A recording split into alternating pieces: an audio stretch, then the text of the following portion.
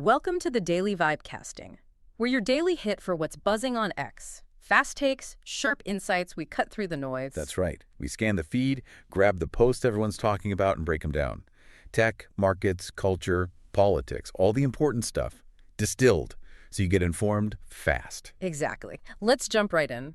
First up from the world of self-driving cars, at Sawyer Merritt posts. Braking at Tesla has again massively expanded its Robotaxi service area in Austin, Texas. https://t.kfxjrw9aql8. Okay, whoa, massively expanded. This isn't just a small tweak then. Feels like Tesla's really hitting the accelerator. No, this is definitely a big step. They basically doubled the size of the zone they're operating in. Doubled. Yeah, from about 42 square miles to roughly 80. And it's not just on paper. Tesla already confirmed they're actively testing in new spots like Bee Cave. So pretty rapid scaling since they launched, what was it, June 22nd, just a couple months ago. Wow, okay. And how are they managing that kind of precision, especially in a city? Well, the tech is pretty impressive. They're using real-time kinematic positioning RTK.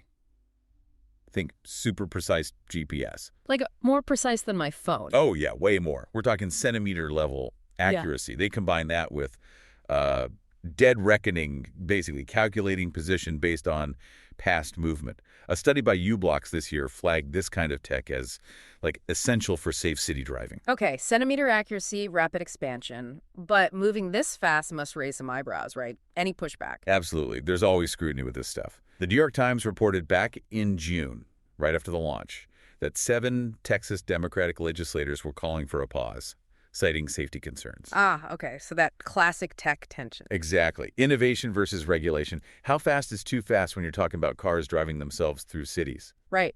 So for you listening, this is cutting-edge autonomy hitting the streets fast, but it brings up big questions about safety, oversight, and frankly, if we're ready for it, a space to watch. Okay, let's pivot. From tech roads to celebrity lanes, at Charlie Kirk 11 tweeted about the big news. I hope they have lots of kids and end up very happy. Talking, of course, about Taylor Swift and Travis Kelce's engagement.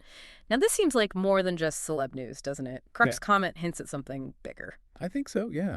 It's interesting. Kirk celebrating an engagement, hoping for kids.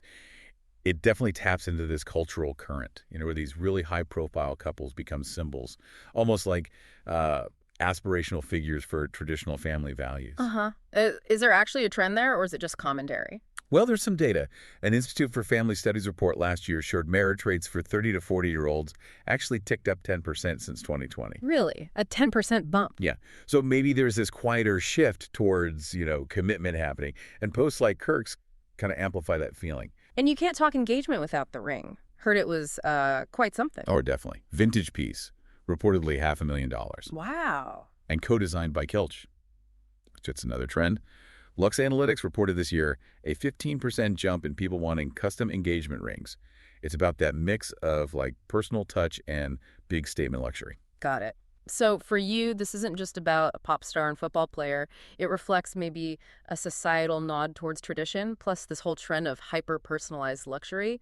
Makes you think about who we choose to put on that pedestal. Okay, next up. This one could be huge.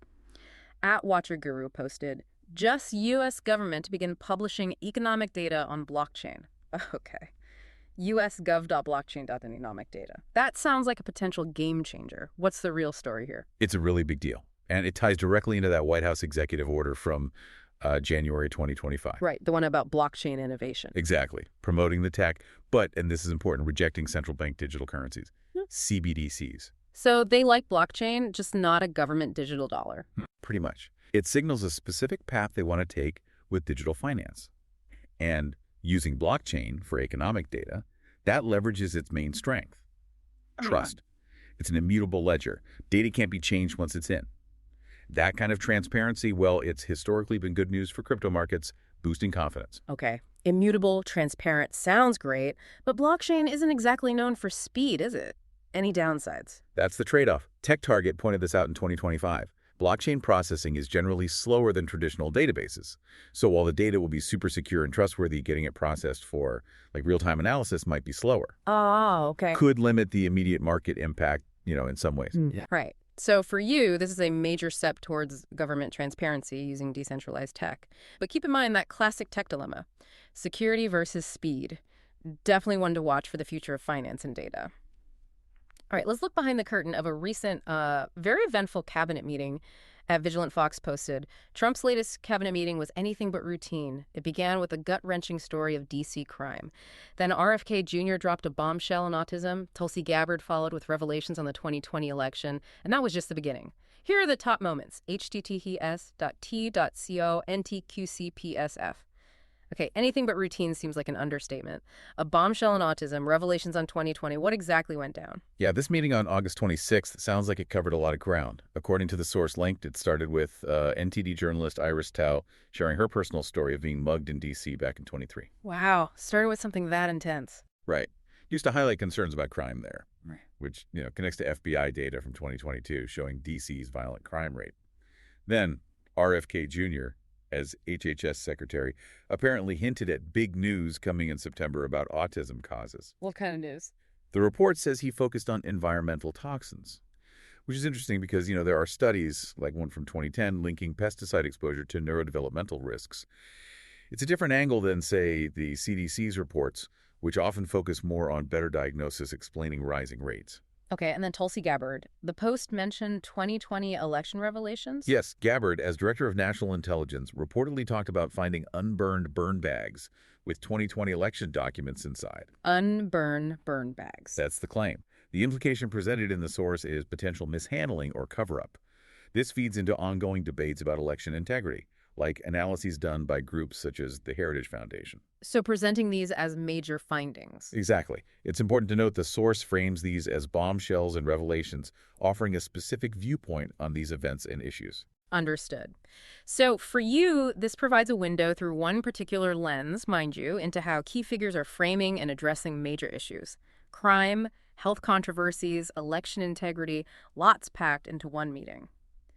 All right, shifting gears again, let's talk comfort food and controversy. At Stephen M. asks, how much did Cracker Barrel spend on its marketing team for the rebrand? Cracker Barrel. Rebranding, that feels like shaking up a classic. Absolutely. People online seem not entirely thrilled. What's the story? Yeah, this is causing quite a stir. It follows a leadership change last year. Julie Phelps-Messino became CEO, and a big marketing rethink this year. They're simplifying the logo, moving away from that strong country charm vibe. Why? Isn't that their whole thing? It was. Yeah. But the strategy now is clearly to attract younger people, Gen Z. Yeah. There's research like a 2023 study of the Journal of Business Research showing most successful Gen Z rebrands involve modernizing the look. So it's a calculated move. Calculated but risky. What's the reaction been like? Very mixed, leaning towards controversial online. Lots of criticism, people calling it woke, feeling like it's abandoning its roots. And it seemed to have hit the stock price, too, reportedly down 15% after the announcement. Ouch. 15%. Yeah. It highlights that real danger for established brands. Their identity is built on 50 years of nostalgia, that sort of old general store feel. Changing that risks alienating the core customers. It's a tough balancing act, trying to get new customers without losing the loyal ones. Exactly. So for you, this Cracker Barrel situation is a perfect case study. How does a brand tied to tradition evolve? It shows the huge risks in modernizing when your whole appeal is nostalgia. Fascinating stuff. Okay, let's turn to the markets. This one's a bit sobering. At Unusual Whales Post, citing Bloomberg, U.S. stock market hits its most expensive valuation in history, surpassing the dot-com bubble and the run-up to the Great Depression, per Bloomberg. Wow. Most expensive in history. That's a heavy statement. Is it dot-com 2.0 time, or is something fundamentally different happening? It's a start claim, and Bloomberg's got Bank of America data backing it up, from just this month, actually. They're looking at the S&P 500's price-to-book ratio, basically comparing market value to actual assets, and it's at historic highs. Driven by? Mostly the huge hype around AI, plus massive gains in just a few mega-cap tech stocks pulling the whole market up. Okay, but comparing it to the dot-com bubble and the Great Depression, that sounds alarm bells. It does. Historically, those comparisons are chilling. NASDAQ dropped, 78% after the dot-com peak, and the 29 crash led to an 89% fall. Reuters data shows current valuations are about 40% above the 40-year average. That's a significant premium. It suggests, a correction might be possible if earnings don't catch up to the price. But the bulls would say AI changes everything, right? This time it's different. That's the narrative. Yeah. But there's a counterpoint. An MIT study from last year found something striking. 95% of companies investing heavily in AI reported, wait for it, no financial returns yet. 95%. Still no returns. Yep. which really challenges that idea that AI is already driving sustainable profits across the board. It makes you wonder if the hype has maybe gotten ahead of the reality, like in past bubbles. So for you and your investments, this is critical. Are we in an AI boom that justifies these prices? Or are we seeing echoes of past speculative frenzies? A serious question with no easy answer right now. All right, next post takes us into constitutional law. A deep cut here from @JD Vance. Few things. One, Antonin Scalia was a great Supreme Court justice and a genuinely kind and decent person. 2, the president's EO is consistent with Texas v. Johnson. 3, Texas v. Johnson was wrong and William Rehnquist was right. Okay, invoking Scalia, Texas v. Johnson, Rehnquist. This is about flag burning and free speech, right? Why is this coming up now? Exactly. Vance is diving straight into that landmark 1989 Supreme Court case, Texas v. Johnson. That was the 5-4 decision where the court, led by Justice Brennan, said flag burning is symbolic speech protected by the First Amendment. Even if people find it offensive, right? Brennan argued it was political expression. But Chief Justice Rehnquist wrote a powerful dissent. He argued the flag's unique status as a national symbol meant government could protect it from desecration. Vance is clearly siding with Rehnquist's view here, saying that decision was wrong. And praising Scalia ties into that originalist viewpoint. Precisely. Interpreting the Constitution based on its original meaning. So why bring this up now? What's the trigger? The timing points to that executive order the White House just issued August 25th, that EO aims to criminalize flag desecration, arguing it can incite violence or undermine unity. Which directly challenges the Johnson ruling. Exactly. It's an attempt to push policy in the direction of Rehnquist's dissent, which Vance supports. It really throws that long-standing legal and cultural debate wide open again. So for you, this is more than just a tweet. It's a snapshot of how fundamental rights, like free speech, are constantly being debated and reinterpreted. Shows how even settled law can face new challenges. A core civics issue, really. Okay, let's look at a very different kind of post now. One about everyday life, but with potentially deeper meaning. @TheInlay DSC posted a video with the comment, "Racism doesn't emerge from nowhere. It is shaped by countless experiences like these. https://bt LO7ALYN3DN." The video seems to show just a neighborhood spat over loud music. Seems common, right? But the post suggests it's part of something much bigger. What's the connection being made? Well, on the surface, yes, it's a noise dispute. And those happen all the time, cause real stress, disrupt people's lives. WHO and others have studied noise pollution's impact. But the post frames it differently. It connects to research, like that PMC article mentioned, about racism-related distress. Explain that a bit. The idea is that for marginalized groups, especially Black Americans in that study, seemingly small, everyday conflicts like this don't happen in a vacuum. They can become charged with underlying racial dynamics, feeling like microaggressions that add up over time, causing real psychological distress. It's not just about the noise. And the interaction itself. Did anything stand out? The response to the video, put on some headphones, while simple, can come across as dismissive, lacking empathy. Right. Instead of trying to understand. Exactly. And legal resources like NOLO often point out that this kind of breakdown in communication, that lack of empathy, is what escalates simple neighbor issues into bigger conflicts. It can lead to legal action or just foster resentment and division in the community. It shows how crucial civility is. So for you, this interaction is a microcosm, a reminder that small, everyday encounters can reflect or even worsen larger societal issues around race, empathy, and just getting along in diverse communities. Food for thought there. All right, last one for today, and it's a classic bit of satire from @TheBabylonBee. British authorities arrest St. George for brandishing bladed weapon at Dragon, https://kikoq99t agagjg by OAJJWB6CDZ. Light chuckle. Okay, gotta love the bee. Arresting St. George for his sword.